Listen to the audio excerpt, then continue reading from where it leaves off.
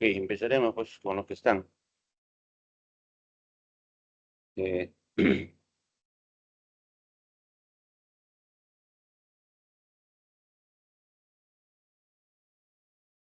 Isaías, ¿sabes, Jairo, si han tenido clases o están en otras clases? Actualmente no, doctor, solo estamos aquí en esta clase, pero en la mañana sí ha habido clase de laboratorio, de los demás cursos. Ya.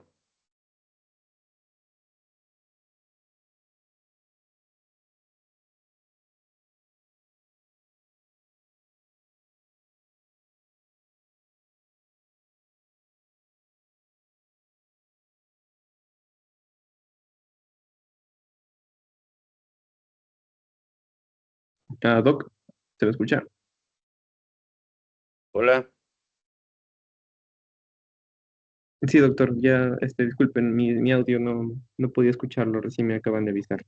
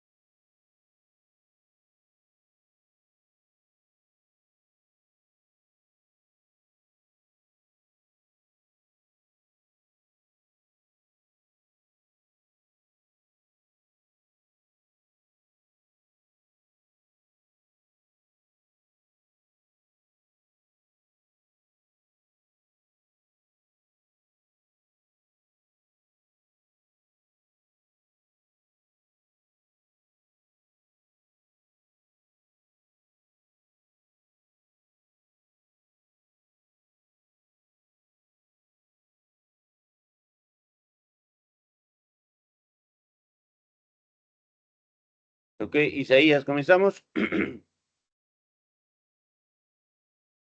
Sí, doctor, podemos comentar. Dejo de presentar, doc. Ya. Bueno, el equilibrio ácido-base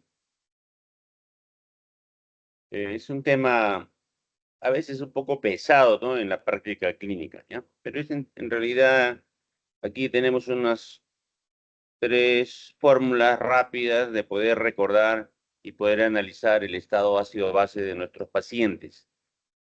¿Para qué estudiamos el equilibrio básico? ¿Qué cosa es? Una de las cosas importantes es estudiar el pH. Cuando nosotros estuvimos haciendo las prácticas de química orgánica, habían algunas reacciones que ocurrían en medios ácidos, otras en medios alcalinos, ¿no? A veces el profesor decía, oye, échale un poco más de ácido para que ocurra la reacción, porque si no, no va a ocurrir. Igual cuando es alcalino también. Igual Doctor, en nuestro organismo doctor, no hay es- estructuras, hay sustancias que actúan en diferentes medios, en diferentes pHs. Por eso es importante. Una práctica común, por ejemplo, en la práctica clínica es el- la región perianal. La práctica clínica, la región perianal, cierto grupo le da, de personas, le da un excesivo cuidado y hacen uso de jabones, el jabón común, y es un lavado excesivo de la región perianal, y entonces esa zona requiere un pH óptimo. Entonces cuando le utilizan mucho jabón, entonces generan alteración del pH y hacen dermatitis, para que vean cómo se puede aplicar lo del pH. Igual el pH a nivel vaginal también tiene un pH con tendencia al ácido, ¿no? Por eso no es conveniente que hagan exceso uso de, de sustancias,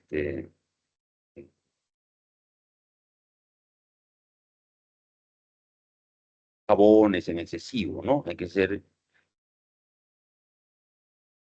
no ser excesivos en el uso de sustancias, eh, de jabones, por ejemplo. El uso de agua es más importante para no alterar el pH. Por otro lado, en el estómago, nosotros tenemos un pH muy ácido, ¿no? pH puede llegar hasta 2 y se requiere este pH para que puedan actuar las enzimas. A su vez, este pH también actuaría como un medio que impide la proliferación bacteriana, ¿no? Doctor, Sí, dime, ¿no me escuchan? sí se le escucha, no se están viendo las diapositivas. Ah, ya, no, no, no. Todavía estamos en introducción. A ver, vamos a ver ahora. ¿Por qué es importante entonces que se mantenga un pH óptimo, Fátima? Porque, por ejemplo, la amilasa salival trabaja en la boquita y requiere un pH neutro, mientras que a nivel del estómago, con un pH 2, la pepsina gástrica necesita ese ambiente muy ácido. Imagínense ustedes que tienen gastritis o tienen un poquito de acidez, algunos pacientes ansiosos que tienen acidez y ya están tomando antiácidos, ¿no? Entonces toman demasiado antiácido y van a bloquear el pH óptimo del estómago, bloqueando con estos antiácidos y van a generar alteraciones a nivel gástrico en el pH, generando facilidad de infecciones, bloqueando a esta enzima que es la pepsina gástrica, porque para que actúe necesitas un pH ácido. Todo en exceso hace daño, todo en exceso hace daño. Y ustedes ven la importancia de tener pHs óptimos para cada estructura, para cada sistema. Igual las membranas celulares están compuestas por proteínas y esta depende de un pH estable, ¿no? La hemoglobina también, acuérdese del efecto de Bohr. La hemoglobina tiene afinidad por el oxígeno y eso va a depender de del pH. Puede absorber más oxígeno en condiciones más ácidas, ¿no? Se libera el oxígeno y en condiciones más alcalinas se captura más oxígeno. Frente a las infecciones, el pH actúa como barrera defensiva y en el estómago, ya sabemos, destruye patógenos, piel y vagina también tienen un pH ácido que limita el crecimiento bacteriano. Este es el pH. En una pregunta, siempre a veces en las preguntas, una vez vi una pregunta, decían, hablaban del pH arterial y el pH venoso. Son estructuras, líquidos orgánicos que deben de tener un pH estándar, el mismo pH. Solo que la sangre venosa es su tendencia a tener un poquito más ácido, pero no se vayan a confundir. Cuando le digan cuánto es el pH de la sangre venosa y los pueden confundir, ¿no? Está en el límite, siempre está entre 7,35 a 7,45. Es decir, 7,4 más menos 0,05. Aquí hay Doctor, ejemplos de algunas sustancias ácidas, por ejemplo, el jugo gástrico de 1,2 a 3, el zumo de limón 2,2 a 2,4, el vinagre. Este es dentro de los más ácidos. Dentro de los más alcalinos tenemos a la lejía. Nuestro aparato digestivo está adaptado para responder y defenderse frente a los ácidos. Usualmente los pacientes que tienen intentos de suicidios toman pues, sustancias. Estas pueden ser ácidos o alcalinos. Cuando toman ácidos, eh, por ejemplo, bebidas alcohólicas, no ocurre mucho problema en el tubo digestivo. A nivel cerebral podría dar problemas neurológicos, pero a nivel digestivo no hay mucho problema. Sí, a no ser que vomite, puede haber desgarros de la mucosa esofágica, etcétera, ¿no? Pero si la paciente tomara lejía, eso sí genera gran daño en el tubo digestivo, perforación de esófago, quemaduras en esófago, estómago, etcétera. Entonces, doctor, la lejía, sí, Jairo, dime. doctor, creo que su pantalla se ha congelado porque no podemos observar las diapositivas. Eh, Se ha quedado en una diapositiva de presentación de equilibrio ácido-base y ahí ¿No está avanza? congelada. No ha avanzado. Ah,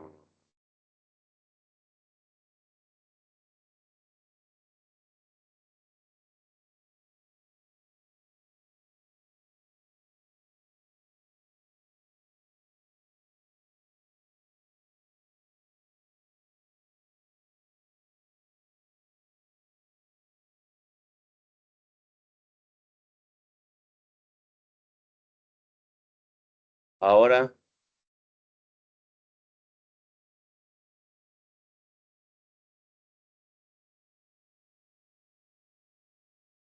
ahora se puede ver. Sí, se puede ver, a ver, avance y retroceda, doctor, las Ah, diapositivas. quiere ver si avanza. ¿Avanza?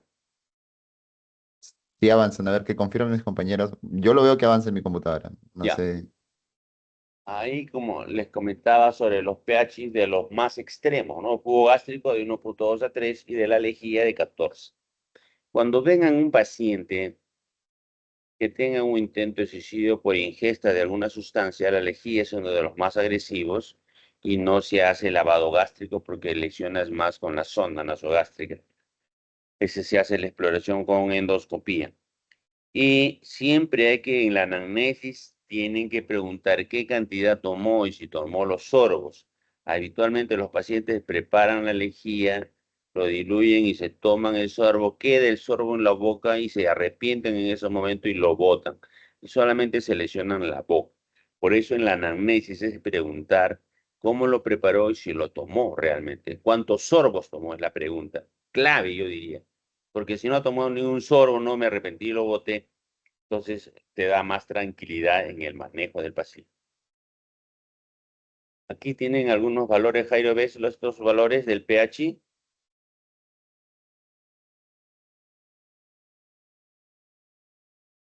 Jairo, Sí, se ve, Doctor. doctor. se ve la lámina del pH, trastorno de Sí, equilibrio doctor. ácido-base. ¿Ah? Sí, sí, sí. Sí, Ya, doctor. este es el pH normal. Yo sé que ustedes ya lo saben. Recordar es volver a vivir. pH 7,35 a 7,45. Todo lo que está por encima de esos valores, en general, para efectos de cálculo, tomamos el punto de referencia 7,4. Por encima de 7,4 es alcalino. Por debajo de 7,4 es ácido. Y el PCO2, la presión arterial de CO2, el valor normal está entre 35 y 45 y el punto de quiebre es 40. Por encima de 40 consideraremos ácido, por debajo de 40 alcalino. El bicarbonato, 22 a 26, el punto es 24. Por encima de 24 consideraremos alcalino, por debajo de 24 consideraremos ácido. Muy bien, esta tablita es sumamente importante. Hay que recordarla y ustedes traten de construirla, ¿ya? Porque esto te va a dar el diagnóstico. Cuando ustedes tengan esta tabla de doble entrada, construyen el pH y el PCO2 y el bicarbonato, y en la columna izquierda acidosis, acidosis, alcalosis, metabólica. Las dos de arriba, la acidosis y alcalosis, son metabólicas y las dos de abajo son acidosis respiratoria y alcalosis respiratoria. Miren ustedes la diferencia que van a ver. Que en lo que es metabólico, cuando el trastorno es metabólico, las flechitas están en la misma dirección, para abajo o para arriba. ¿Ya? Cuando es metabólico, las tres. Incluso tú puedes analizar solamente el pH con el PCO2 o el pH con el bicarbonato, pero las tres están en el mismo sentido. Si están en el mismo sentido hacia abajo, obviamente el pH, el PCO2 hacia abajo, el bicarbonato. Si están hacia abajo, entonces estamos hablando de una acidosis metabólica. Pero si las tres, estas tres chicas, estas tres sustancias están elevadas, entonces le llamaremos alcalosis metabólica. Entonces, cuando ustedes van a hacer un análisis, lo primero que van a ver en qué sentido están las flechas. Si están en las tres para abajo, que es lo más frecuente, la acidosis metabólica en la práctica clínica, la acidosis metabólica es una de las más frecuentes que hay, ¿no?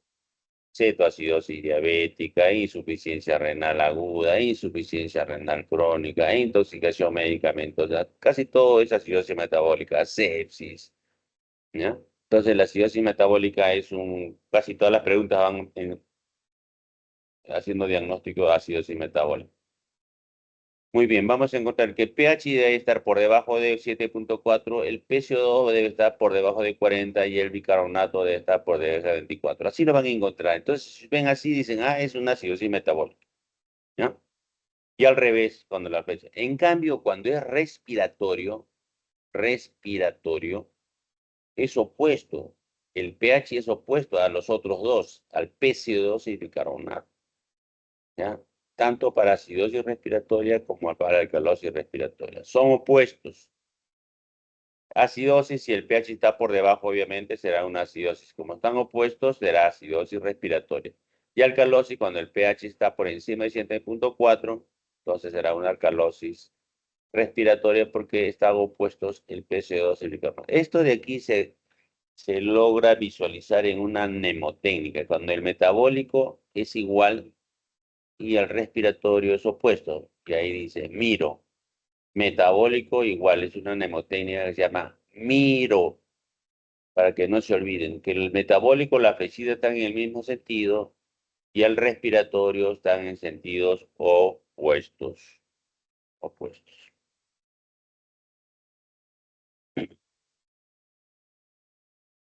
Seguimos. ¿Cuáles son las leyes? Estas leyes de la gasometría, como su nombre lo dice, son leyes y tenemos que aprendernoslas de memoria.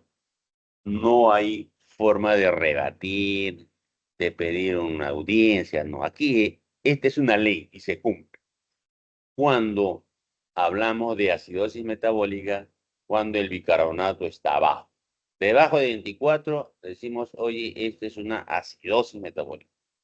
Cuando el CO2 está alto, es una acidosis respiratoria. ¿Cuántos ejemplos prácticos de que el CO2 esté alto? Cuando a mí me dicen CO2 alto, yo me estoy imaginando los labios morados, las uñas azules, ¿no? Estoy imaginando el CO2 alto. Cuando el CO2 está alto, una práctica común es en los pacientes con EPOC, enfermedad pulmonar obstructiva crónica, ¿no? Donde son retenedores de CO2, ¿ya? Ahí encontramos acidosis respiratoria. En el asmático severo, en el asmático con tendencia al asma fatal, también entran en acidosis respiratoria, se agota. Inicialmente el asmático respira rápido y barre su CO2, baja el CO2 más. Pero cuando el CO2 está muy bajo, luego se comienza a deteriorar el paciente, se agota sus músculos y al contrario, ya no barre su CO2, sino se va reteniendo. Y si hay CO2 alto, ya es señal de que el paciente está muy grave. Alcalosis metabólica. Cuando digo alcalosis metabólica, cuando el bicarbonato está alto. Y alcalosis respiratoria cuando el CO2 está bajo. Esto es una deducción, esta es una ley que tienen que saberlo de memoria. ¿Ya? No hay forma, esto lo tienen que aprender de memoria. Cuando ustedes revisen un AGA, cuando van a la práctica, revisen un AGA, van a encontrar que hay una fórmula de exceso de base. ¿Ya? El exceso de base negativo, el exceso de base positivo. Si el exceso de base es negativo, eso te lo da la máquina. Si el exceso de base es negativo, entonces decimos, estamos frente a una acidosis metabólica. Si el exceso de base es positivo, estamos frente a una alcalosis metabólica. Eso te lo da la máquina. Y si no tienes la máquina, tú puedes restar pues bicarbonato que te da la máquina menos el 24, que es el valor. Si esa diferencia es negativa, acidosis metabólica; si es positiva, alcalosis metabólica. Si tienes ese dato, la máquina te lo da, ¿ya? Esta fórmula la tienen que aprender, por lo menos para este capítulo. Y después ya ustedes lo guardan en su celular, ¿no? Cualquier emergencia, cualquier caso que hay que resolver, miran nomás la fórmula. Son 3 fórmulas que son las que se van a aplicar para la resolución de problemas. Si nosotros primero tenemos que identificar de qué estamos hablando, de qué contexto. ¿Estamos hablando de un problema metabólico o de un problema respiratorio? Primero, ¿es un problema metabólico o un problema respiratorio?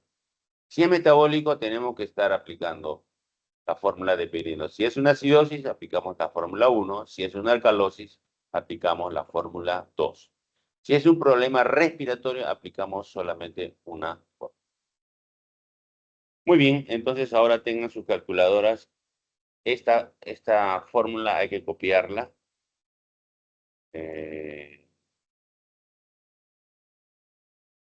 No sé, de repente, copienla para, tómenle una fotito que la tienen ahí para poder calcularla, para poder hacer los problemas.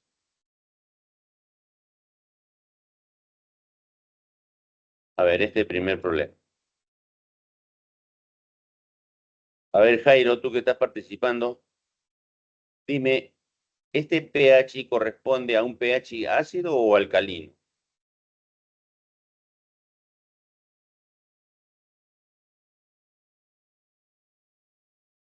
Es un pH alcalino. O mejor, el pH está, la flechita, ¿está para abajo o está para arriba?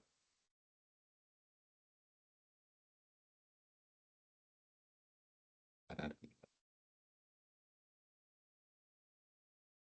Ácido, ácido, doctor. Es un pH ácido. Está hacia La abajo. flechita está para abajo, por debajo de Sí, 7.4, ¿no? sí, sí. Entonces la flechita está para abajo. ¿Y el PCO2 está para abajo o está para arriba? El valor normal es 40, ¿no? Sí, está hacia arriba. Para arriba. Entonces las flechas están inversas, ¿no?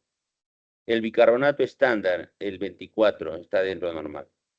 Pero con el pH y el PCO2 tú dices, oye, están opuestos. Entonces, si es opuestos, ¿es un trastorno metabólico o un trastorno respiratorio?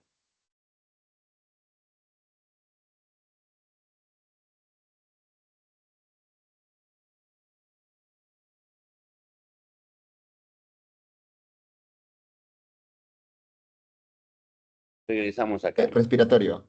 Respiratorio opuesto, ¿no es cierto? Metabólico es igual, respiratorio es opuesto.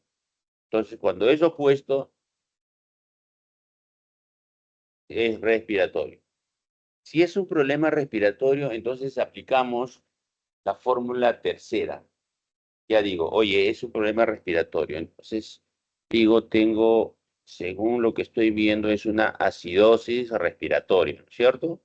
Trastorno primario, acidosis respiratoria. Ahora voy a buscar el trastorno secundario. El trastorno secundario se refiere que para este contexto, para este de PCO2 de 60, ¿cuánto debería ser su bicarbonato?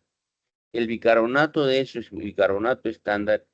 Su bicarbonato está en, eh, perdón, el actual, ¿ya? El bicarbonato actual está en 28. Si su bicarbonato está en 28, ese 28 está adecuado para ese estado de PCO2 60.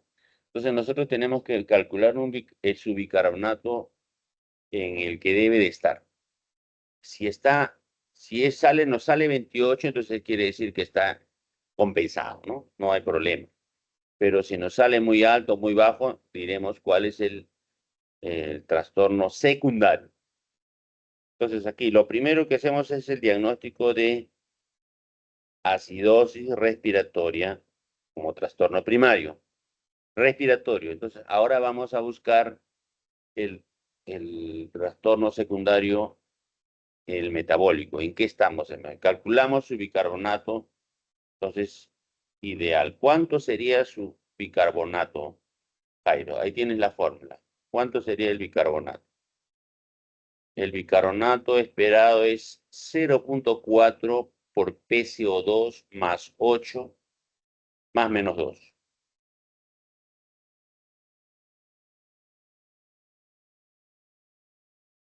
A ver quién lo hace.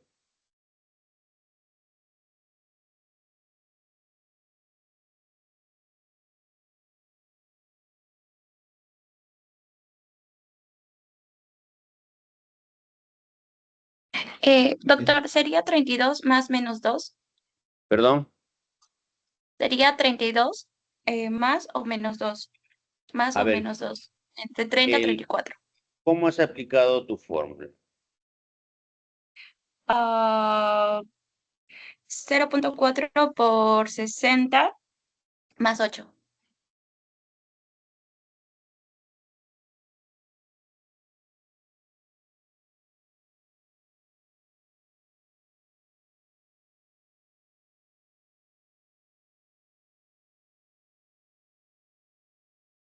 0.4 por 60, dices 4 por 6, 24, ¿no?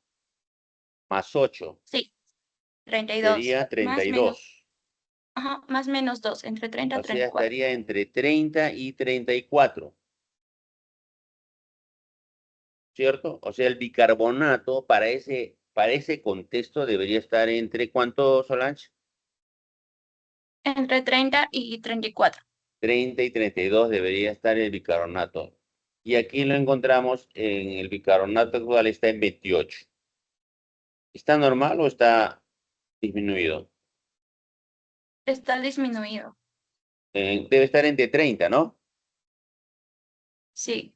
30, entonces está bajo. Entonces el trastorno secundario sería una acidosis metabólica, porque el bicarbonato está debajo de 30. Su bicarbonato normal para este estado debería ser 30 a 34.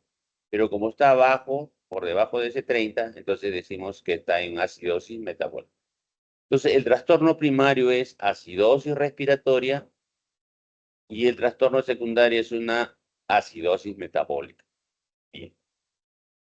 Y luego el pH. Cuando el pH está dentro del rango, entre 7.4 más menos 0.4 decimos está compensado. Si el pH está fuera de rango, entonces decimos está descompensado. El pH te marca lo que llaman descompensado o compensado. En este caso el pH está debajo del rango entonces diríamos es una acidosis respiratoria descompensada más una acidosis metabólica. Ese sería el diagnóstico gasométrico. A ver, vamos a hacer otro. Aquí tienen otra parecida. ¿Quién se anima a ver hacer la fórmula? Es, primero, este es un Solange. ¿La flechita está para abajo o para arriba? Doctor, su Eh, pantalla se ha congelado nuevamente. ¿Perdón? Su pantalla se congeló nuevamente. Se congeló. ¿No se ve? Yo lo veo solo en la pantalla pequeña, no sé, o sea, en el cuadro pequeño, más no en la pantalla principal.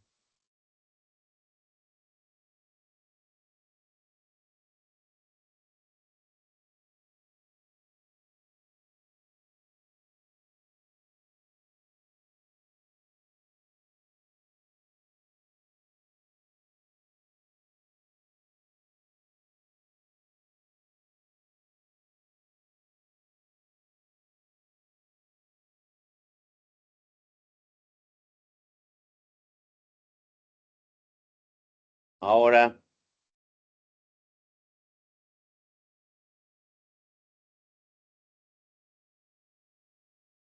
Solange, ¿se ve o Sigue no se ve? congelado, doctor. ¿Ah? Bueno, a mí me sale congelado, doctor. Me sigue saliendo el primer ejercicio. Primero, allá.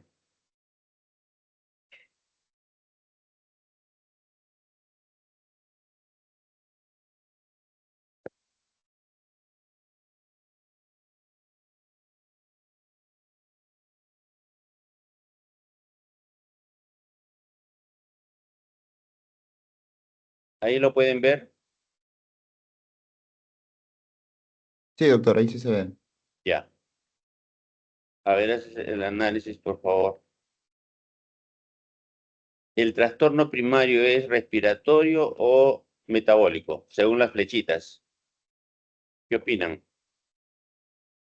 Ah, acidosis, perdón. ¿Acidosis?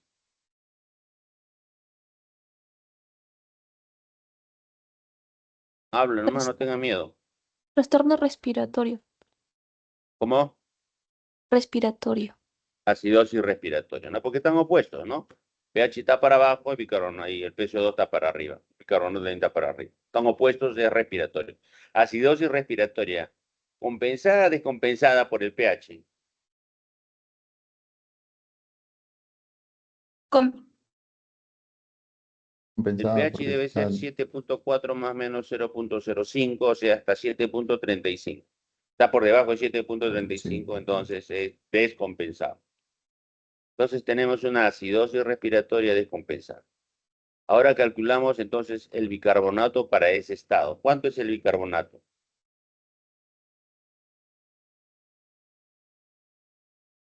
¿Tienen la fórmula? Ahí está la fórmula. Perdón. Ahí está la fórmula. Doctor, igual sale 0.4 32 más menos 2. por 6, 24 más 8, 32 más menos 2. Parecido al otro, ¿no? Entonces, Sí, ¿entre cuánto debería estar el bicarbonato? 32 más menos 2. Entre 30 y 34. Pero en este caso el bicarbonato actual está en 38, o sea, está más alto, ¿no? Entonces, ¿cuál sería el trastorno secundario?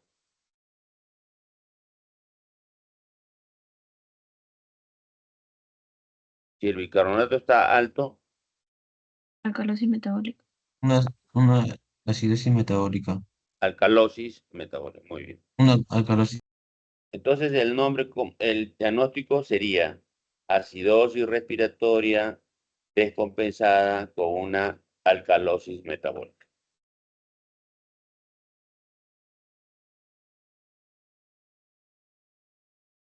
Vamos al tercero. A ver, ¿quién se anima? Está fácil, ¿eh? Con una acidosis respiratoria. Fuerte, fuerte. Acidosis respiratoria. Acidosis respiratoria, ¿no? Estamos puestos, muy bien. Calculas el bicarbonato, que está entre 32, 30 y 34, creo, ¿no? Sí, doctor, está igual. 22. Igual sería una alcalosis metabólica. Alcalosis metabólica, ¿no? Metabólica. A ver, ¿cómo sería el diagnóstico final, dirías tú? A ver. De estas vienen dos preguntas siempre, ¿eh? Acidosis respiratoria descompensada con una alcalosis metabólica, ¿no? ¿Sí? Sí, doctor, estaría A bien. ver, otro voluntario. Fátima, no participas, ¿eh?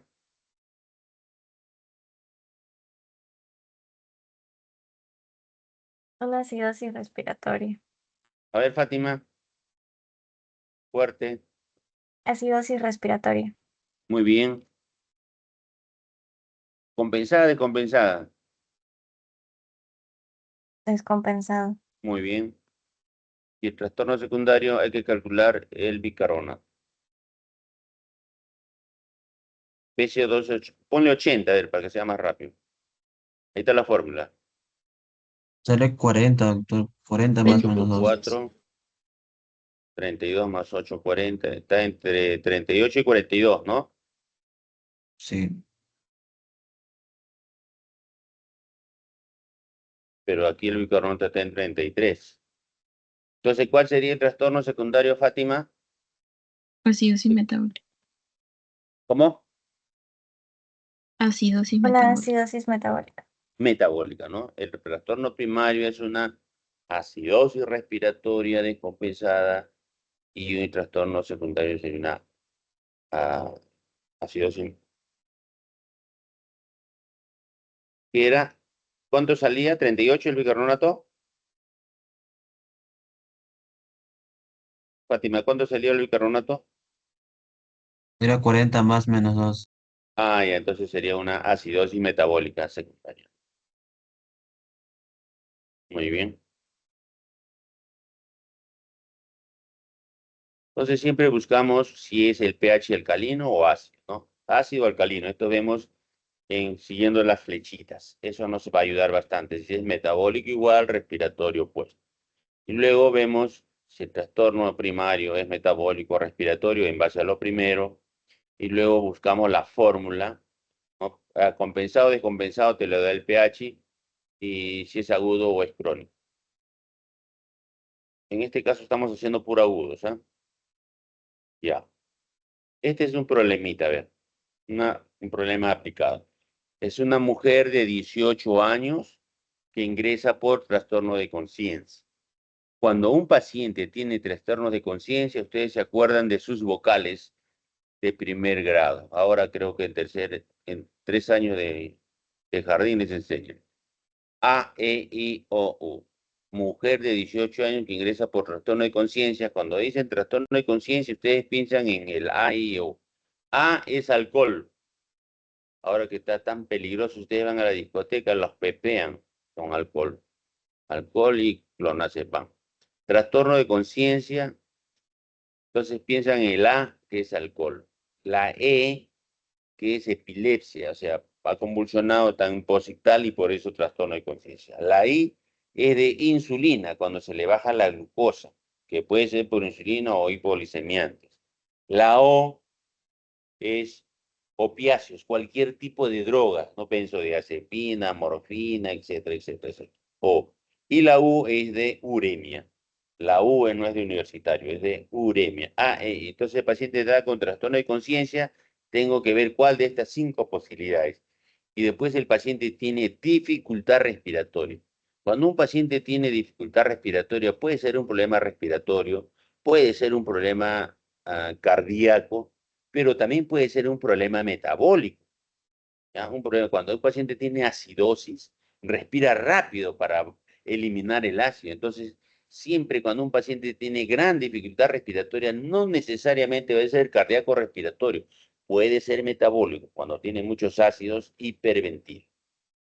Bueno, y este paciente dice, 2 días antes de su ingreso tenía sed intensa y decaimiento.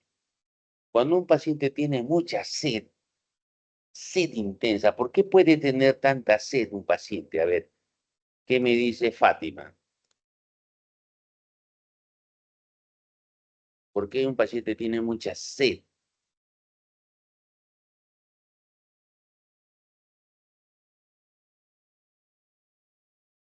No se acuerda. Isaías, ¿por qué un paciente tiene mucha sed?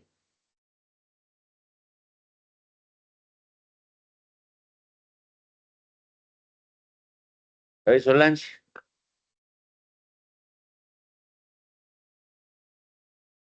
Sed, tengo mucha sed. Em, el hipotálamo, doctor, el centro de la sed. ¿Ya? ¿Es estimulado por qué? Por una glucosa elevada. Ya, pero también puede ser por otra sustancia, no necesariamente glucosa, ¿no? Podría ser también sal, sodio. Si vamos a las experiencias, por ejemplo, un paciente que tiene diabetes, que está con la glucosa alta, tiene mucha sed, ¿no? Toma un montón de gaseosas, ¿no? Si en la práctica tú vas al chifa y te comes tu chifita y como tiene bastante glutamato de sodio, entonces le echan bastante, entonces te da sed y te tu Coca-Cola heladita para acompañar tu chifita. Entonces la experiencia hace que aquellas sustancias que actúan en la osmolaridad, o sea, cuando la osmolaridad está alta, te va a dar sed. ¿Qué sustancias intervienen en la osmolaridad, en la fórmula de osmolaridad? ¿Te acuerdas? Marjorie, ¿estás ahí? Ahí está. La osmolaridad la fórmula es 2 veces el sodio más la glucosa sobre, a ver, el peso molecular es 180 sobre 18, más la glucosa de 18, más la urea sobre 6, 60 es el peso molecular, la décima parte es 6. Entonces, bueno, no me interesa si es 18 o 12. 6, digo, 12 y 6. Lo que me interesa es quiénes intervienen en la osmolaridad. Sodio, glucosa y urea. Entonces, si urea no tanto da mucha sed, porque la urea se adapta, entra y sale dentro de la célula. En cambio, el sodio y la glucosa, si están elevados, va a aumentar la osmolaridad. Y si aumenta la osmolaridad, obviamente el paciente va a tener mucha sed. ¿Ya? Entonces, cuando un paciente tiene mucha sed, ustedes ahí mismo se acuerdan, o es glucosa o es sodio. También hay otro electrolito que da mucha sed, pero no interviene en la en la fórmula, que es el calcio. Pacientes que tienen mieloma múltiple, tienen mucho calcio y tienen una sed bárbara y la lengua está seca, parecen diabéticos. Está todo flaco, demasiado, luce enfermo crónico, anémico, con dolores de óseos usualmente. Muy bien, entonces no se olviden, cuando un paciente tiene mucha sed, el paciente puede tener el sodio alto, puede tener la glucosa alta o el calcio alto. Muy bien, entonces nuestro pacientito además tiene una respiración profunda y forzada de Kussmaul y oliguria, no orina. ¿En qué paciente se da esa respiración de Kussmaul? Solange.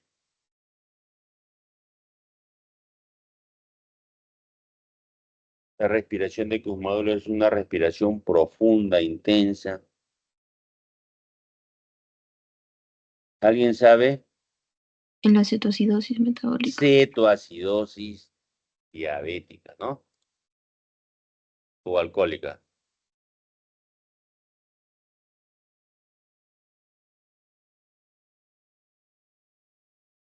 ¿Quién respondió?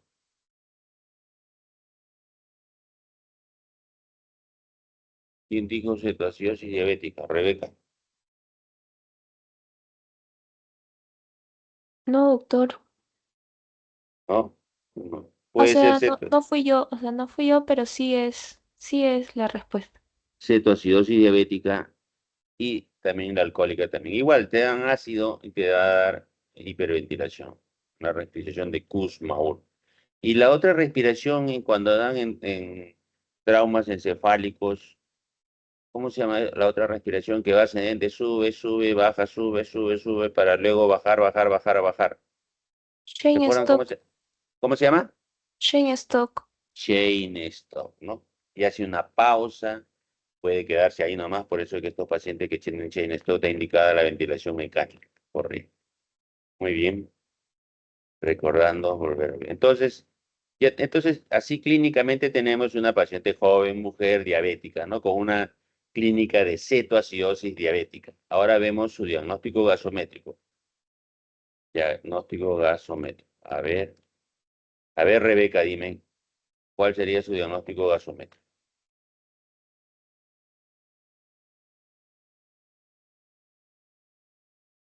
¿Cómo estarían las flechitas, Rebeca, en los tres en estos casos?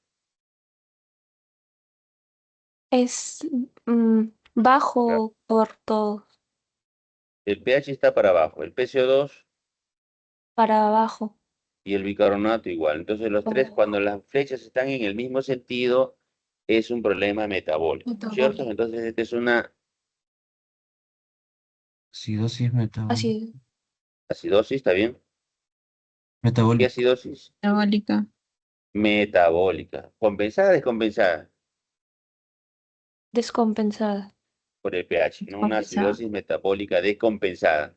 Entonces, ahora voy a buscar, si sé que es metabólico, es bicarbonato, entonces voy a calcular su PCO2 esperado. ¿Este PCO2 está bien para este contexto o no? ¿Cuánto sería su PCO2, la fórmula? Es la fórmula número 1. 35 más menos 2. ¿Ah? La número 1 de la fórmula.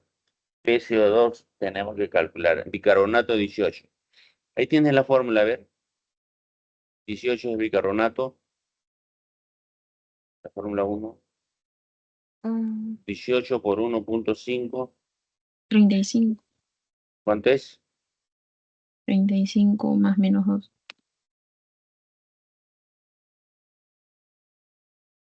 18 más 9, 7. a ver, Calculadora. ¿Cuánto sale?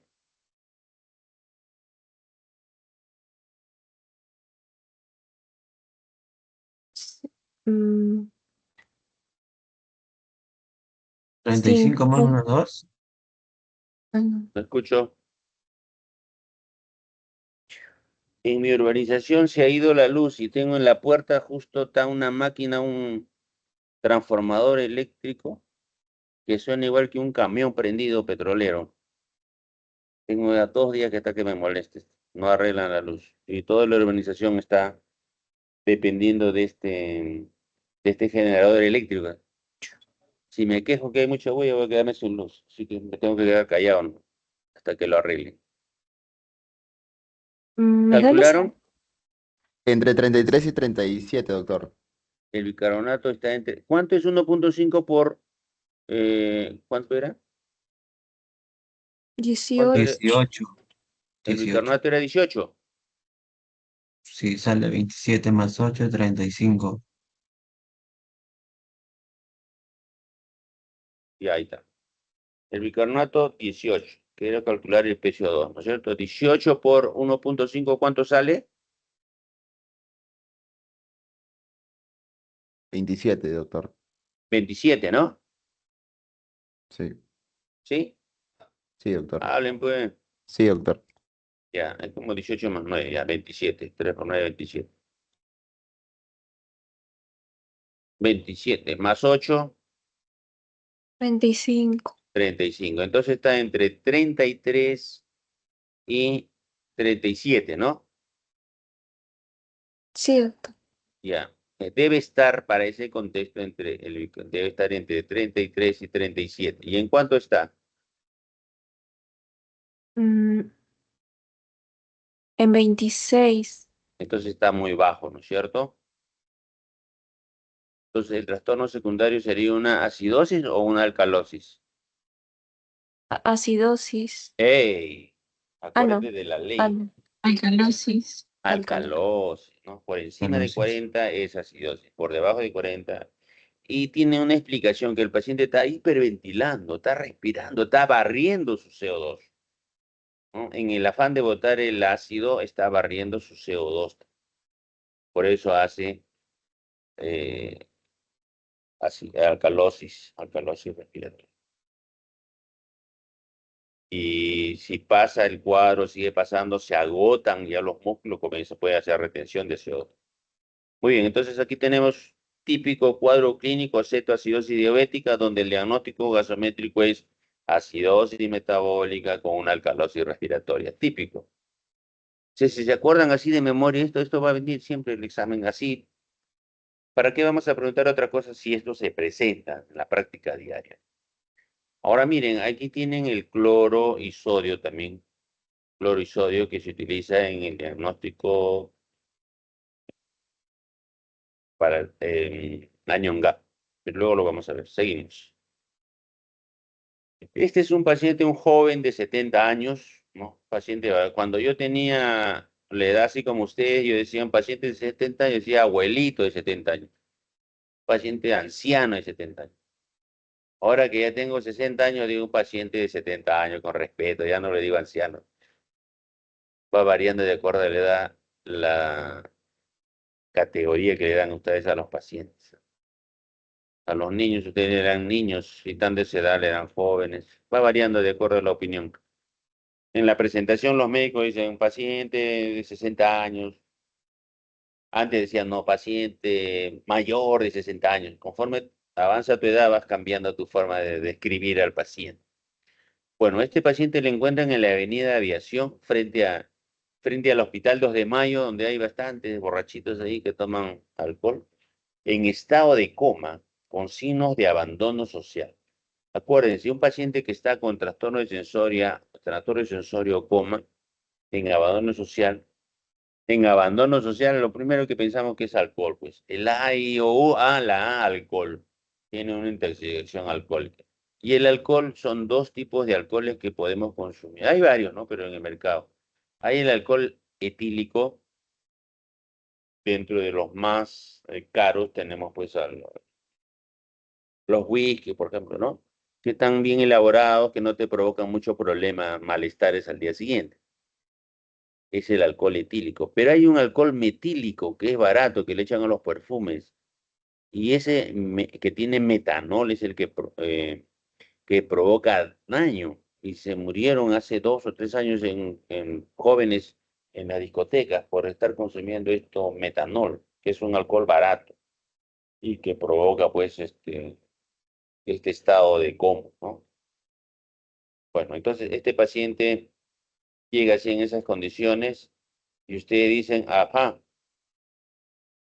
tiene su resultado. ¿Cuál sería el diagnóstico gasométrico? A ver, ¿quién se anima? Una acidosis metabólica. ¿Ya? Acidosis metabólica, muy bien. Entonces calculo el PCO2 esperado.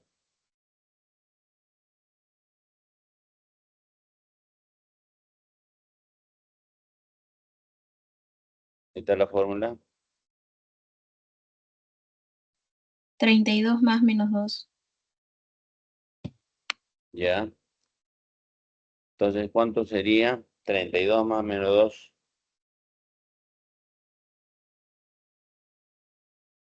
Entonces, el trastorno secundario sería una.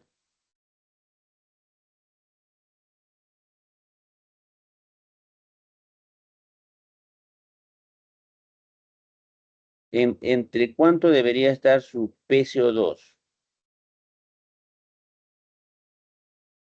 Solange.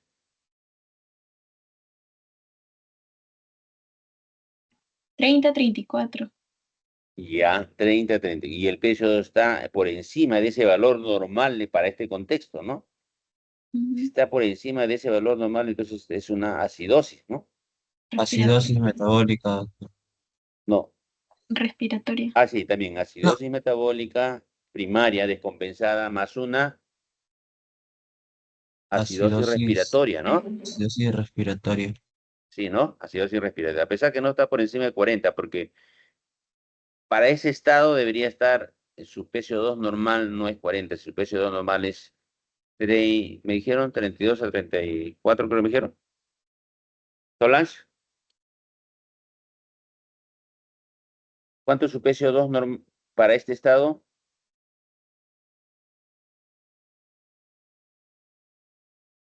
¿Calcularon el PCO2? Chicos, De 30 30 a a 34. 34. ah, 30 a 34. Ese es estado normal de 30 a 34. Entonces, como está en 38, está en una acidosis respiratoria.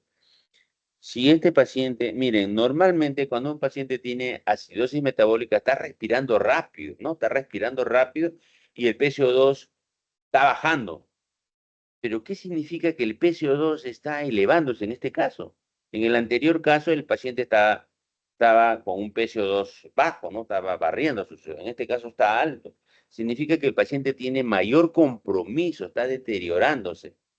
Sus músculos respiratorios probablemente tan, tan disfuncionales y por eso están reteniendo CO2, mayor gravedad, mayor gravedad. A ver aquí, otra. Es una mujer de 18 años que ingresa por trastorno de conciencia con dificultad respiratoria 2 días antes de su ingreso, sed intensa y decaimiento. Esto ya lo hicimos. Varón de 70 años. Aquí, una mujer de 23 años, luego de una reacción situacional, estrés, ¿no? Con un enamorado, con su enamorado, presenta dificultad respiratoria. O sea, se pelea y comienza a tener gran dificultad respiratoria que se ve agravada por calambres en los miembros superiores, sensación de ahogo, se observan músculos contraídos incluso en el tórax. Y estos son sus diagnósticos gasométricos. ¿Cuál sería el diagnóstico desde el punto de vista gasométrico? A ver, Una alcalosis respiratoria. alcalosis, Respiratoria. están opuestos, ¿no? Ujú. Ya, es una alcalosis respiratoria. Si es respiratorio, entonces tengo que calcular el bicarbonato. ¿Cuál sería su bicarbonato?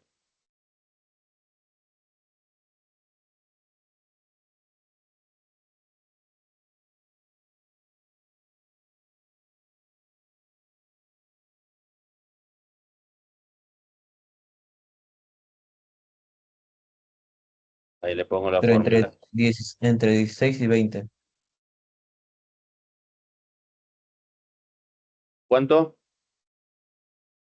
Entre, 18 más menos 2. ¿Eh? entre 16 y 20. Es una alcalosis respiratoria, el trastorno primario, ¿no? Tengo que calcular el bicarbonato. El bicarbonato está en 18. ¿Cuánto sale el cálculo de bicarbonato? ¿Cuánto debería tener? 16.4 más menos 2. 16. 0.4 más menos 2. Ah, entonces está dentro del rango el bicarbonato, ¿no? Entonces solamente tiene un trastorno primario, que sería la alcalosis respiratoria descompensada. Muy bien. Esto van a ustedes ver con frecuencia en la práctica clínica. Hay un gran porcentaje de pacientes que acuden por problemas psicosomáticos, ¿no? Por reacciones situacionales y pueden tener como este paciente gran dificultad respiratoria, llegan a las emergencias. Pero una característica es tú les miran a los ojos y los ojos tienen un parpadeo continuo. O le haces estirar las manos y tiene un tremor, un hipertiroidea que mueven las manos de ansiedad, de estrés, manos húmedas, ¿no? Es un trastorno que está en el rubro del cuadro psiquiátrico, ¿no? Reacciones situacionales. En psiquiatría hay dos grupos humanos que se dividen rápido. Uno son los pacientes psicóticos y otros son los pacientes neuróticos. Los psicóticos es que los que desconocen la realidad y los neuróticos somos todos nosotros, ¿no? En diferentes grados gra- diferentes grados eh, de neurosis, ¿no? Pero lúcidos, eso sí, ¿no? Unos más y otros menos, ¿no?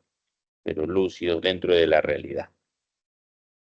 Y esto se ve agravado, los calambres se ven porque al estar en un estado de alcalosis, el calcio, el calcio no disminuye, eh, aflora y comienza a estimular a los músculos y hay este tipo de calambres. ¿Y qué hacemos en este caso? Lo que hacemos simplemente es dejar que respire tan rápido. Podemos ponerle una bolsa de papel, no de plástico, lo matan, una bolsa de papel para que respire su PCO2. La otra forma es colocarle un diazepam endovenoso para tranquilizarla, ¿no? Para tranquilizar. Psicoterapia también a veces puede ayudar, pero cuando vienen así muy desesperados, ansiosos, se le aplica el diazepam endovenoso y los tranquiliza. Y el papel mientras tanto también, ¿no? A ver, otro casito. Es una mujer de 65 años procedente de la Sierra del Perú. En la Sierra sabemos nosotros que antiguamente las personas cocinan con leña y estas pacientes presentan la patología de bron, del EPOC. Es como el fumador. Las mujeres, como cocinan con leña, siempre tienen antecedentes de bronquitis a repetición. Bronquitis, bronquitis. En realidad es que sí fumadoras, pero no fumadoras de tabaco, sino del humo con el que cocinaban, ¿no? Entonces, todavía se encuentran alguna vez, ustedes van a encontrar mujeres con los labios un poquito azulitos, ¿no? Tendencia, con antecedentes así como dice bronquitis a repetición, esos pacientes, pero usted le pregunta, ¿ha cocinado con leña? Sí, te dice, ¿no?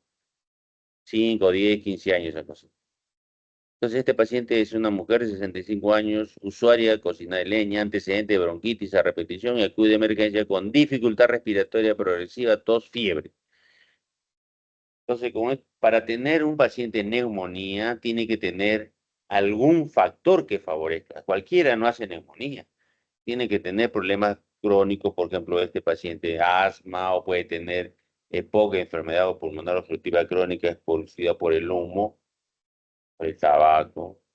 Puede tener problemas oncológicos, etc. Entonces, la neumonía tiene que haber un factor predisponente para hacer neumonía. Cualquiera no hace neumonía. Y entonces, vamos a hablar de neumonía bacteriana.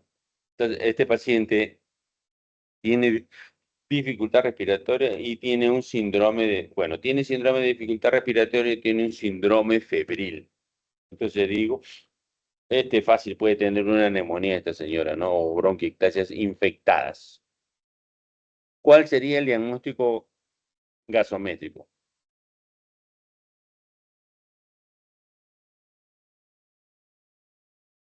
Solange,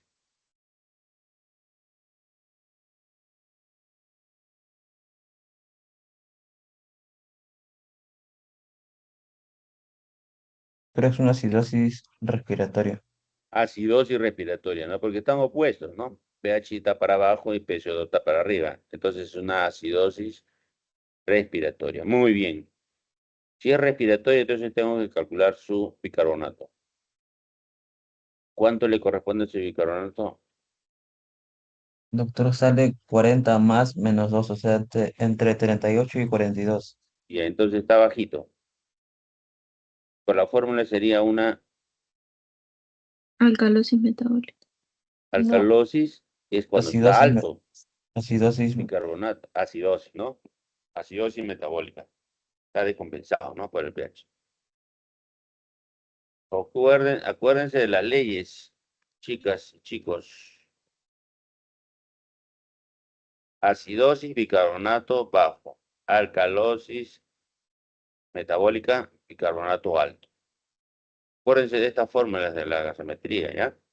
No se confundan, ¿eh?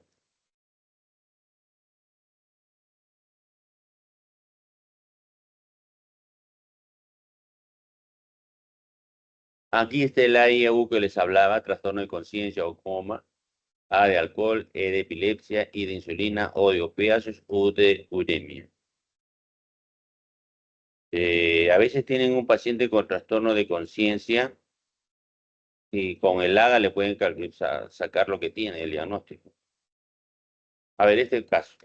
Paciente de 21 años, usuario de tabaco esporádico, antecedente de asma bronquial desde niño, acude por dificultad respiratoria progresiva, diaforesis, politirajes, con sibilantes en ambos campos pulmonares, no cede con nebulizaciones continuas, corticoides y aminofilina. Entonces tenemos un paciente que tiene asma, silba el pecho, asma. Todo lo que silba no es asma, dicen, ¿no? Puede también ser insuficiencia cardíaca, pero en este caso este paciente tiene antecedente de asma, gran dificultad respiratoria, politirajes y, bueno, sibilantes en un... O sea, están cerrados los bronquios, no deja entrar oxígeno. Miren, si ustedes tienen un paciente con asma y no ingresa el oxígeno, y todo el esfuerzo que hace sus músculos es para que ingrese oxígeno, ¿ya? Está luchando, trabaja y trabaja los músculos respiratorios con el objetivo de que ingrese oxígeno, pero ingresa poco oxígeno. Entonces, ¿qué va a pasar con esos músculos? Que en algún momento estos músculos ya no van a tener oxígeno. Entonces van a entrar a ese metabolismo ya no aeróbico, no, a un metabolismo anaeróbico, ¿no? Es decir, el ciclo de Krebs se va a abolir porque no hay oxígeno y van a entrar a un ciclo de formación de ATPs en el citoplasma. Y si entran al ciclo anaeróbico, hacen el uso de ácido láctico y van a tener lactato elevado. Entonces, cuando tengan un paciente de esta naturaleza, ya que y usted el lactato normal es 1, y si ustedes le encuentran que tiene un lactato elevado, significa que este paciente tiene una deuda de oxígeno. O sea, ustedes hacen un análisis, se meten a la célula, bajan y se meten a la célula y dicen, oye, tiene lactato elevado, entonces quiere decir que no hay oxígeno. Entonces, todo el esfuerzo que está haciendo el músculo, todo el esfuerzo para que ingrese oxígeno, es, o sea, es una máquina que está trabajando y que no es eficiente, ¿no? Porque más es lo que trabaja para dar oxígeno y en realidad no da oxígeno. Entonces, ¿para qué le hago trabajar a esta máquina si me da poco oxígeno? Lo paralizo mejor a este músculo, ¿no? Mejor que no trabaje, ¿ya? Y eso te da el lactato elevado. Cuando tienes pacientes de esta naturaleza, así con asma, y tiene lactato elevado, tú dices, este paciente tiene deuda de oxígeno, ya no va a poder salir del cuadro porque está con sibilantes. Si los sibilantes desaparecieran, entonces esto va a desaparecer el lactato, ya entraría un metabolismo aeróbico. Pero como no cede, entonces el lactato es un predictor, digamos, de paciente, que el paciente entre en paro respiratorio. Entonces, ustedes en una emergencia, en una unidad de shock trauma, pueden estar ustedes con un paciente con esta naturaleza, ¿ya? 21 años, asma bronquial, gran dificultad respiratoria, politirajes, sibilantes, y actúa y hay tres médicos. Un médico el emergenciólogo dice, este paciente está delicado, deberíamos deberíamos ponerle ventilación mecánica, ¿no? Porque esa máquina no sirve, hay que paralizarlo para que no siga consumiendo más energía y que trabaje el ventilador hasta que el paciente pueda abrir los bronquios. Es una opinión. Otro médico, por ejemplo, un médico internista dice, no, es un paciente joven, podríamos seguir intentando darle medicamentos un poco más. Viene el médico intensivo y dice, bueno, este paciente es paciente joven, como no saben nebulizar, póngale nebulización continua.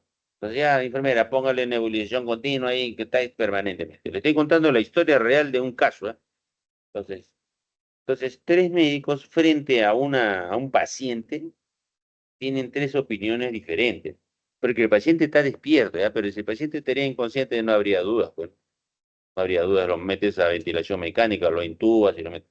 Pero un paciente que está despierto, así como usted, está hiperventilando, así, tres opiniones diferentes para un mismo paciente. ¿Cuál ustedes no le va a pasar? Porque ustedes dirían, dime cuánto de lactato tiene. Y te dice, el doctor tiene 8 de lactato. Ah, no. Ya este está en deuda de oxígeno. No va a salir. Que entre ventilación mecánica.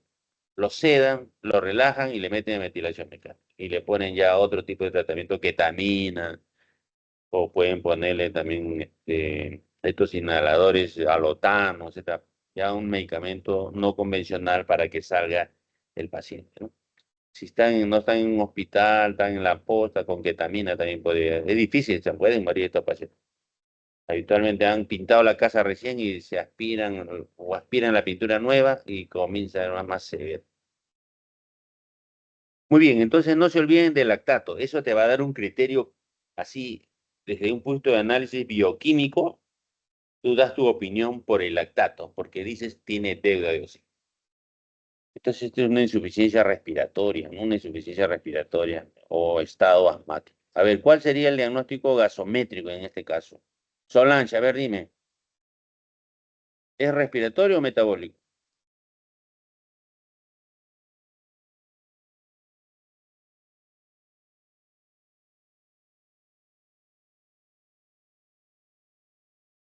Ayuda.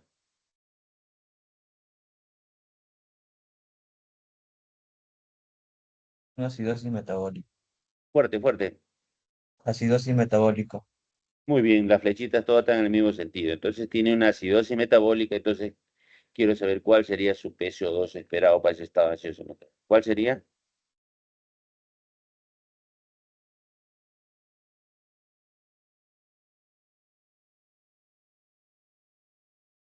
Tres, 37 y 33. ¿Ya? Ese sería su peso de 2 esperado. O sea, el trastorno secundario sería Bueno, acidosis. Alcalosis respiratoria. alcalosis respiratoria. Está hiperventilando. Pero si este paciente pasa a acidosis respiratoria, significa que el músculo ya no da más y está reteniendo oxígeno, CO2, ¿no?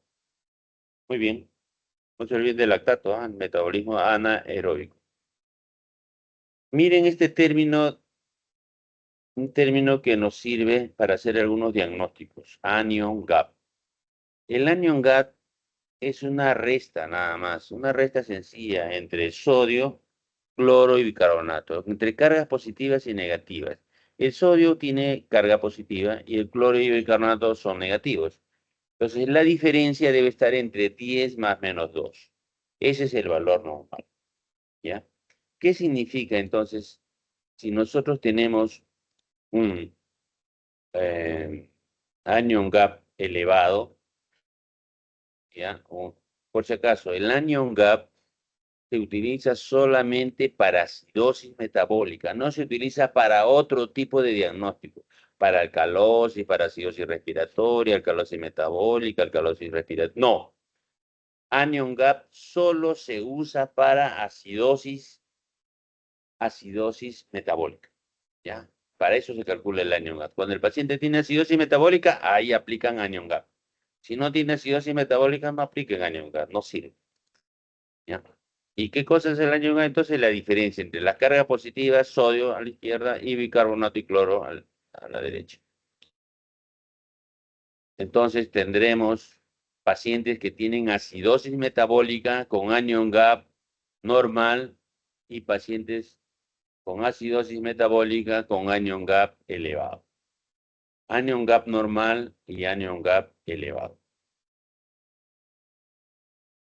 La fisiopatología del anion gap es que la acidosis metabólica, cuando hablamos de anion gap, estamos hablando de que el paciente tenga acidosis metabólica.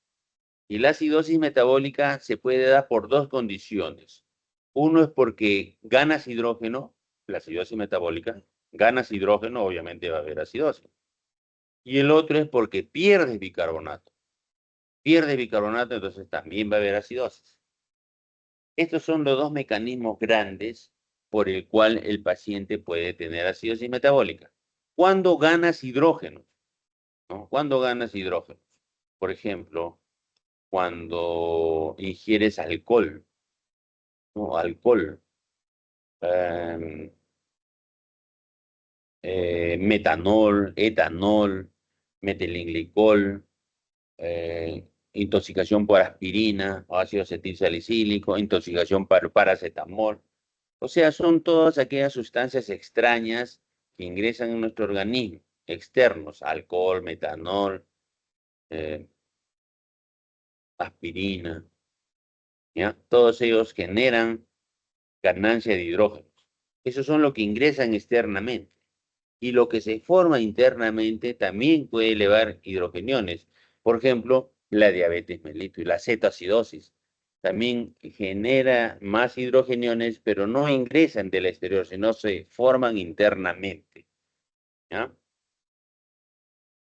Entonces, la acidosis metabólica se da por ganancia de hidrógenos o por pérdida de bicarbonato. ¿Y cuándo hay pérdida de bicarbonato? Cuando hay una diarrea, por ejemplo. Las diarreas hacen perder bicarbonato. ¿Ah?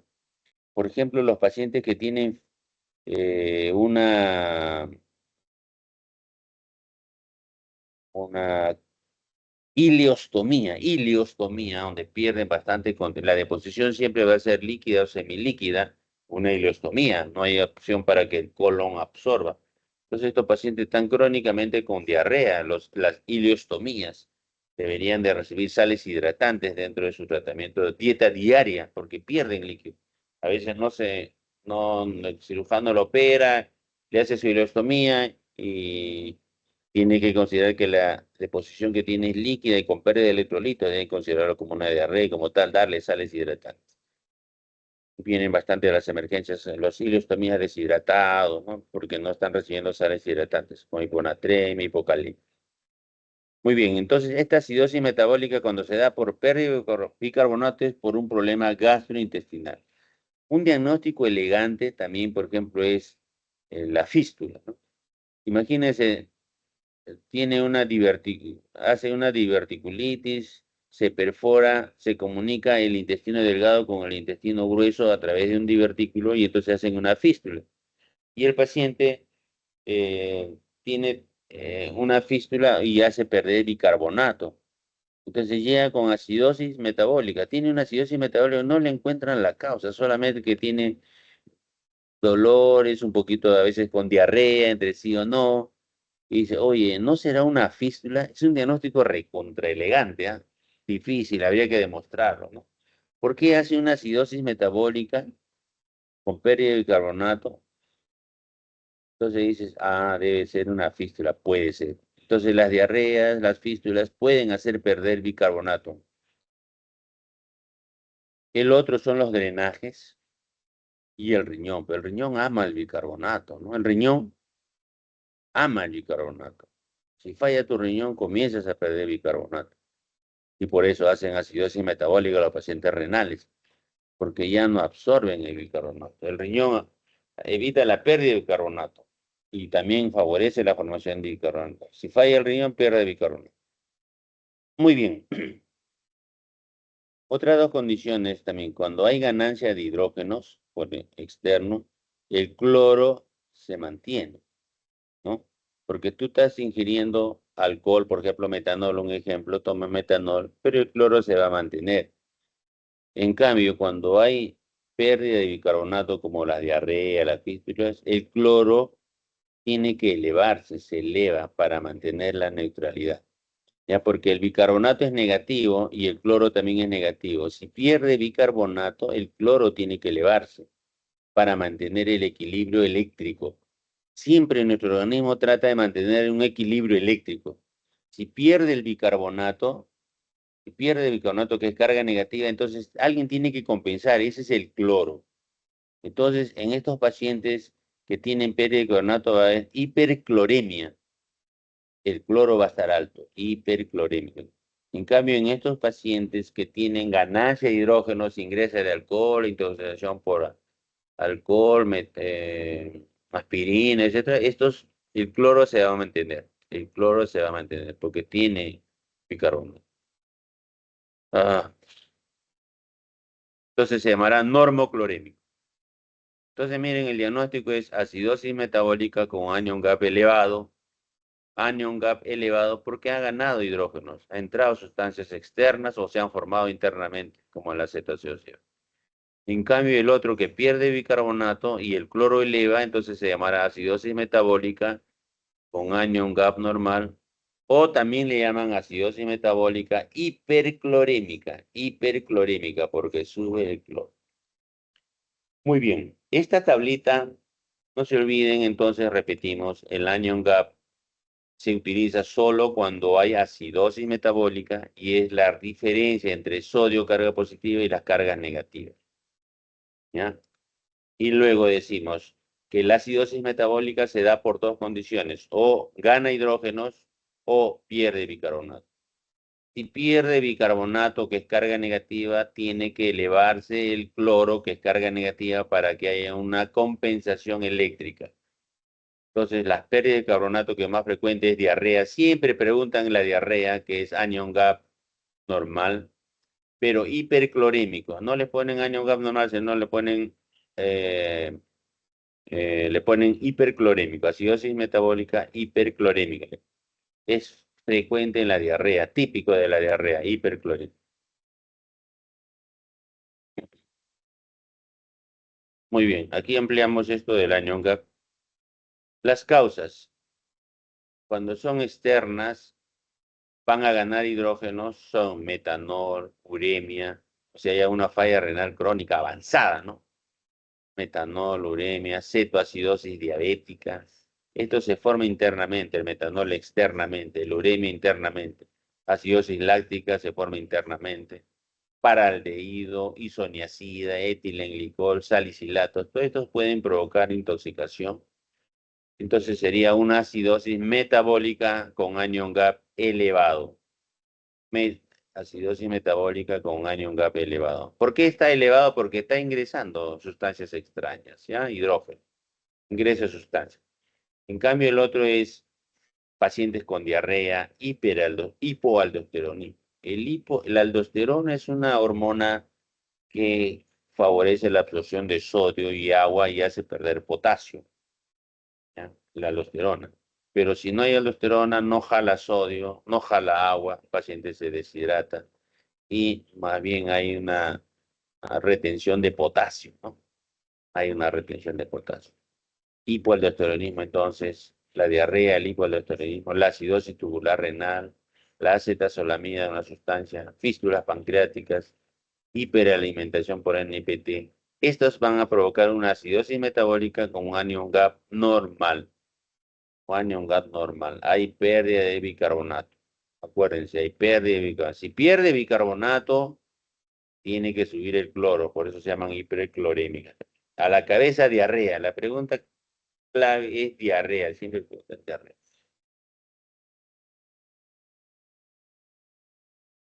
Aquí es otra columna donde están las cargas positivas por un lado, las cargas negativas, y hay una diferencia, ¿no? Esta diferencia es el anion gap, que está entre 10 más menos 2.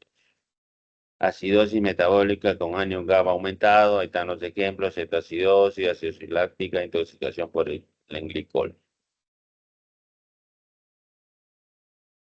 Anion gap normal hiperclorémico, miren, columna sodio positivo, cloro, bicarbonato, la columna negativa.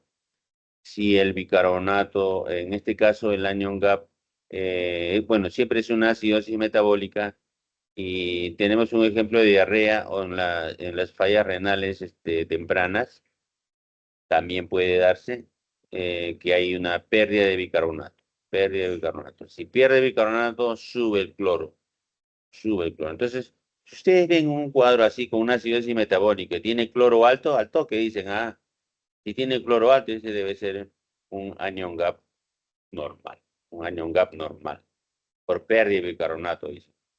Si tienen cloro alto, va a perder bicarbonato. Entonces, este es un anion gap normal. En cambio, si tiene el cloro, si tiene el cloro normal, significa que estamos con una acidosis metabólica con anion gap elevado, porque están entrando sustancias extremas.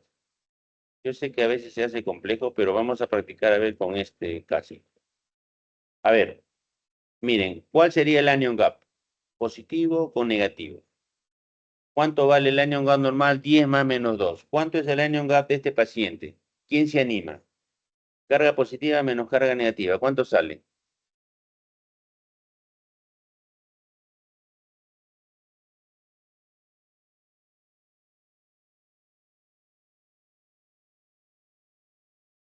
¿Están calculando o no? Solange.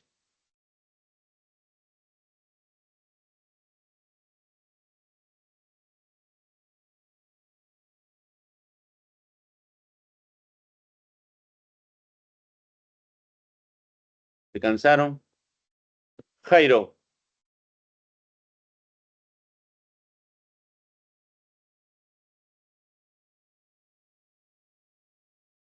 ¿No pueden? Isaías.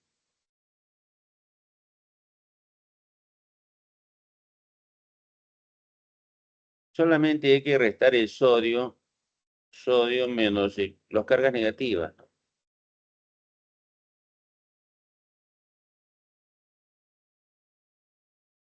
Tiene sodio 144, le 21, restan doctor. el bicarbonato y el cloro. ¿Cuánto sale, Max? 21, doctor. ¿Ah? 21. 21. Entonces, si el anion gap normal es entre 10 más menos 2, 21 está alto, ¿no? Entonces es un anion gap elevado. Y ahí hace la deducción. Entonces, esta es una acidosis metabólica con un anion gap elevado. Si está elevado, significa que han ingresado sustancias, hidrógeno está ingresando. O sea, ingresa externamente o se forma. Como es una cetoacidosis diabética, internamente se está formando ácido, ¿no? Entonces, los diabéticos tienen esa característica. Las cetoacidosis tienen esa característica de ser una acidosis metabólica con un anion gap elevado. El cloro está normal, no está perdiendo. El cloro está dentro del rango. Para este caso, Max, ¿cuál sería el anion gap? Sodio menos cloro potasio. ¿Cuánto es? 144 menos 105 menos 11. Consumo, ¿no? O 116. 144 menos 116. ¿Cuánto es? 28, doctor. ¿Cuánto? 28. 28. Entonces, el anion gap está elevado, ¿no? Es una acidosis metabólica con anion gap elevado. Es un paciente abandonado que lo encuentran en la calle y tú lo encuentras con acidosis metabólica con anion gap elevado. Entonces, oye, este ha ingresado ácido del externo. ¿Qué puede haber sido? Abandono social debe ser alcohol. Ah, entonces si es alcohol y está con trastorno de conciencia, debe ser metanol. Pucha, meterle el tratamiento rápido porque no se destruye el cerebro. Y le metes alcohol. Parece mentira lo que el tratamiento del alcohol se trata como mismo alcohol. Le ponen por vía una sonda nasogástrica, le meten alcohol. Whisky, si es mejor, whisky es mejor para compensar, para actuar sobre su receptor y evitar que se dañe el cerebro. Las intoxicaciones alcohólicas se trata con alcohol. Por eso a veces algunos dicen, vamos a cortar, el corte le llaman, ¿no? O sea, se han tirado una bomba el día sábado y el domingo se van a tomar su una chelita nomás, dice, para hacer el corte, para disminuir los síntomas, las náuseas.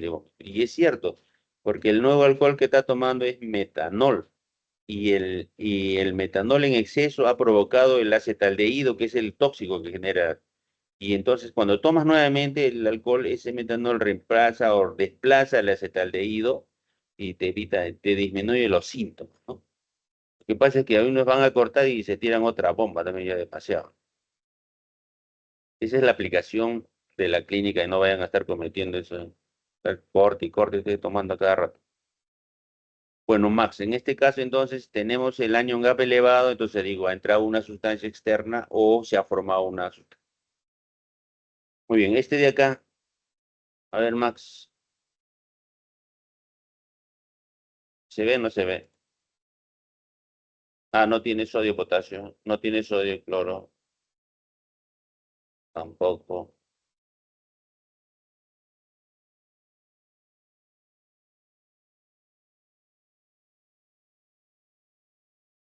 Esta es una tablita que a veces ayuda. Entonces, hablamos de anion gap cuando tenemos acidosis metabólica. Si es anion gap elevado y si es anion gap normal o hiperclorémico.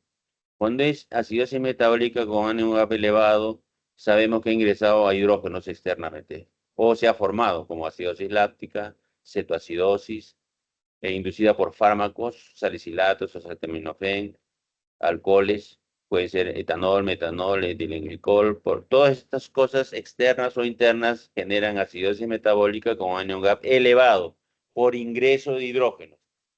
Y en cambio, en la acidosis metabólica hiperclorémica o con anion gap normal es porque se ha elevado el cloro y se da en diarrea. Lo más frecuente es la diarrea. La diarrea.